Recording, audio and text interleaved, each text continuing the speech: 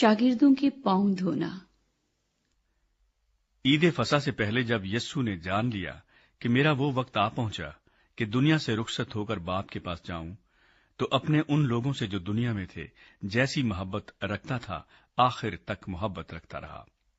और जब इब्लीस शमाउन के बेटे यहूदा इस्करियोती के दिल में डाल चुका था कि उसे पकड़वाए, तो शाम का खाना खाते वक्त यस्सु ने ये जानकर कि बाप ने सब चीजें मेरे हाथ में कर दी हैं और मैं खुदा के पास आया और खुदा ही के पास जाता हूं, दस्तरखान से उठकर कपड़े उतारे और रुमाल लेकर अपनी कमर में बांधा।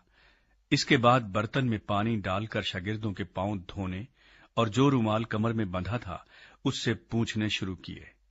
फिर वो शमाउन पतरस तक पहुंचा। उसने उससे कहा, आए खुदावंद, क्या तू मेरे पांव धोता है?